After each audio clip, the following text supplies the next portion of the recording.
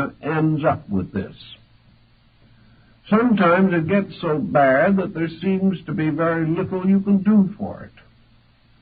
The one thing that might help you can't do in the majority of instances, and that is get the individual to change his own mental habits. By this time, he is so convinced that he has no power over the situation that all he wants is a sorcerer to get rid of demons for him. He doesn't have any realization that these symptoms indicate the breakdown of his own natural integration. He is not mentally ill. He is physically disturbed, symbolically. All the mysterious doubts and wonders and hopes and anxieties that developed psychically are now playing themselves out nervously in the functions of the body. And this is an unpleasant thing to have happen. And the moment anybody feels any of these symptoms, stop worrying about what other people are doing to you and start organizing your own resources as quickly as you can. By organizing your own resources, I mean simply get your mind on practical, workable levels of action, train your thinking, control your emotions, find natural and reasonable outlets, and get your mind off of being spiritual. Because if you don't, you're going to have more trouble. Obviously, an individual in this condition is not spiritual. Therefore, whatever method has been used to get into trouble is not the method they should be following if they wish to become wise. So there's no use continuing the present policy. It is obviously wrong, or the individual wouldn't be in trouble all the time. This, again, is a problem that affects good people. People who have tried very hard, but who have lost a certain sense of security. They have been thrown out into a universe that is too big for them, and they weren't smart enough to swim to shore as quickly as possible.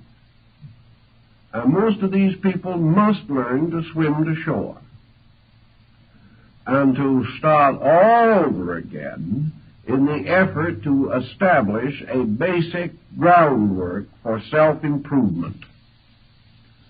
We often find that other factors do contribute to this situation.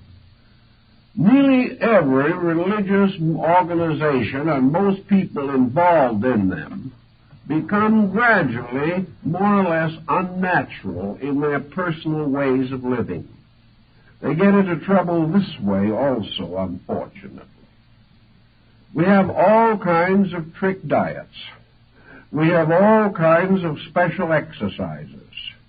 We have individuals forcibly removed or deprived of the common expressions of life which have been theirs over a period of years.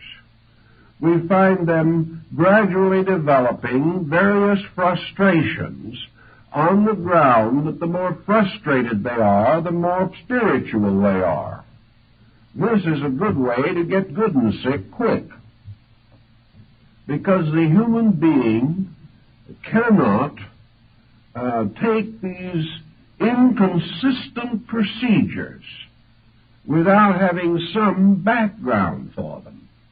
Now, it is true that every so often you will find a hermit or an old saint in legend, lore, or actual history, perhaps, who has gone away into the desert, into the mountains, or into the forest, and there built his hermitage, and has lived peacefully and quietly apart from the concerns of man, and has practiced his Tao or his Zen or his Yoga for half a lifetime in perfect peace and tranquility. Nothing unfortunate ever happened to him so far as we know, but sometimes we're not quite sure how far we know. But at the same time, the rumors are that he's done well. Now, this is all right. It's quite understandable. There are people like this in every human society. There are individuals who are born for the cloisters and are never happy till they go there. There are people who have always wanted to live strange lives of unselfish dedication to other people. They're really most content in some field of religious service. They have no strong attachments to worldliness. They find material living uncomfortable and unpleasant. They do not want to run away into doing nothing, so they would rather live in a dedicated service to some cause. And many of these people are very useful, and they do wonderful jobs. But they are generally useful and do well under the strong supervision of a system. And they become teachers of the young, or nurses of the sick, or guardians of the aged, or something of this nature. But they live and function, and their religious life is dedicated to rather practical, commonplace labors, which they perform in the name of their higher spiritual ideals. This, in many instances, works out very well. But to take everyone, to take people from here and there and everywhere, and impose these kind of restrictions on them, will most certainly end in psychological and probably physical disorder. These people are not so constituted that such a program is reasonable or practical for them. This is what happened in the development of Buddhism, where the southern school divided from the northern school.